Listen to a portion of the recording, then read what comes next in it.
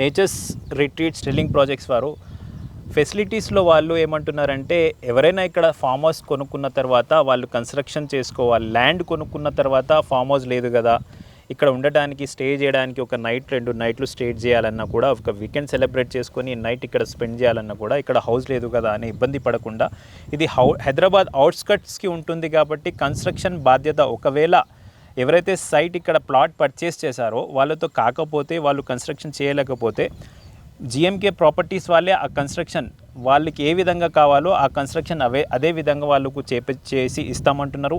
కాకపోతే plot price అనేది difference, construction price అనేది డిఫరెన్స్. వాళ్ళకి ఎలాంటి స్పెసిఫికేషన్స్తో కావాలన్నా మేము నిర్మించి ఇస్తాము.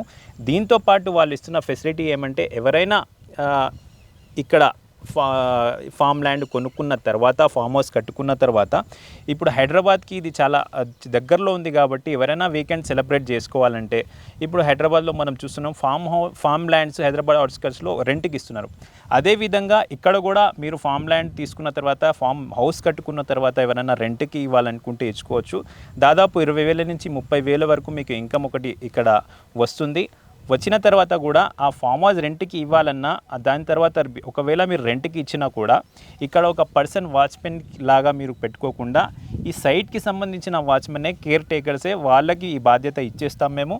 ఆ బాధ్యత ఇచ్చిన వాళ్ళు ఎవరైనా మన తరపు నుంచి ఫామ్ హౌస్ ఎవరైనా రెంట్కి తీసుకోవాలంటే మా పర్సనే ఆ బాధ్యత తీసుకొని టేక్ కేరింగ్ తీసుకుంటారు అని కూడా చెప్తున్నారు. అదేవిధంగా కృష్ణ గారు ఇక్కడ 25 ఫీట్స్ అండ్ 33 ఫీట్స్ రోడ్డు ఉన్నాయి అంటున్నారు.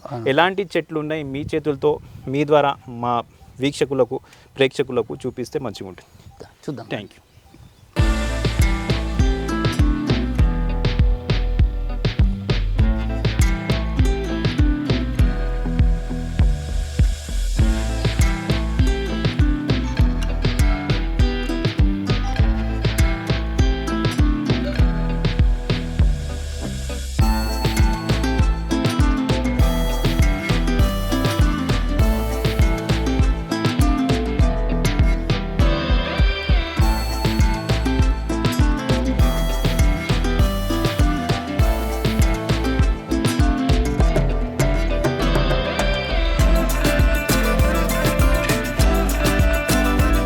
కృష్ణ గారు, మన లెవెల్ ఎక్కర్స్ వెంచర్లో టోటల్ ఎన్ని ప్లాట్స్ ఉన్నాయి సార్?